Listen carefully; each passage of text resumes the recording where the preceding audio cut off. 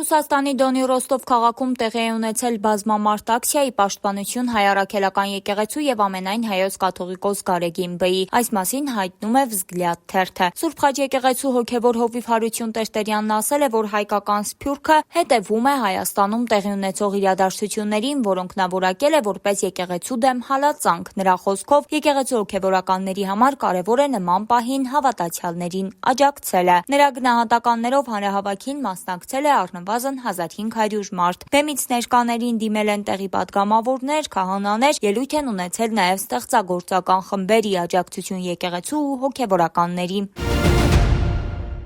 Հայաստանում Իրանի դեսպան Խալիլ Շիր-Ղոլամին ցավակցական ուղերձ է հղել Սպահանում ամերիկա-իսրայելական ռմբակոծության հետևանքով իրանահայ Հովհաննես Սիմոնյանի զոհվելու կապակցությամբ։ Նա մասնավորապես նշել է, սիրված իրանահայ Հովհաննես Սիմոնյանը նահատակվեց Սպահանում ոճրագործ ԱՄՆ-ի եւ Իսրայելի դաժան հարձակման հետևանքով։ Սիրելի նահատակ Հովհաննես Սիմոնյանի հոգու համար Բարձրյալ Տիրոջից հայցում եմ երկնային արքայություն, իսկ ձեզ եւ բոլոր հարազատներին համբերություն եւ հոգեվոր սփոփանք, հայտնել է նա։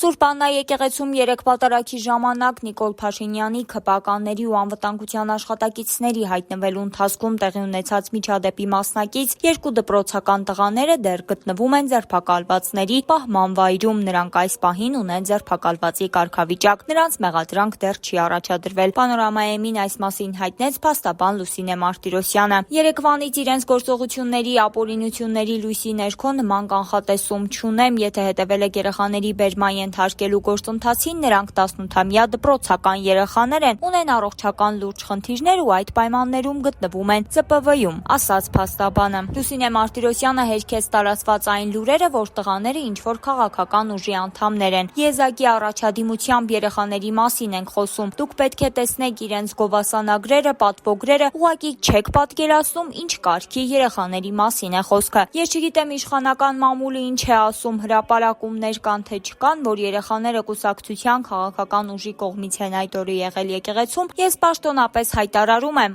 այս երեխաները որևէ կուսակցության քաղաքական ուժի անդամ կամ հետևորդ չեն։ Նրանք քրիստոնյա հավատացյալ մարդիկ են, որոնք ամեն կիրակի մասնակցել են պատարագի, իսկ այդ օրը Ծաղկազարդի պատարագին, ասաց փաստաբանը, նշելով, որ կադրերում էլ երևում է, որ աղոթագիրք էր երեխաների ձեռքին։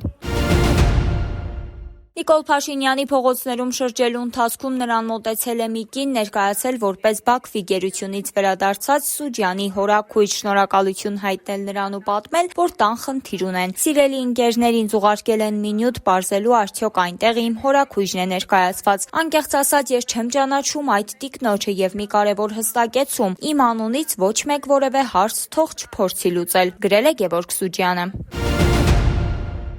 Այսօր խոշորվող պերգական ու շղթայական ավտովթարը տեղի ունեցել Արարատի մարզում։ Շամշյանքոմի հաղորդմամբ ժամը 9-10-ի սահմաններում ԿԱՄԱԶ Մակնիշի բեռնատարը Երևան-Երասխ-Մեղրի ավտոճանապարհի ժողովրդին հայտնի Երասխի կառցևոյում հարագաչափի հարևանությամբ բախվել են Նիսսան Տիդա, Մերսեդես, Օպել, Տոյոտա Մակնիշի ավտոմեքենաներին եւ ավտոքարշակին։ Բախման հետևանքով ԿԱՄԱԶը կողաշրջվել է եւ հայտնվել ճանապարհի մեջտեղում։ Վթարի հետևանքով 2 հոգի, որոնց առաջին օգնության են հասել քաղաքացիները եւ ըստ քաղաքացիների հայտնածի օպերատիվորեն ժամանած Արարատ բժշկական կենտրոնի շտապ օգնության բժիշկների հերթապահ խումբը տեղափոխվել են Արարատ բժշկական կենտրոն։ Ըստ կայքի, բացի ԿԱՄԱԶից բոլոր ավտոմեքենաները եղել են կայանված, որոնցից մի մասը վերածվել է մետաղի ջարդոնի։ Ավելին իմանալու համար հետևեք Պանորամայեմին եւ բաժանորդագրվեք մեր ալիքին։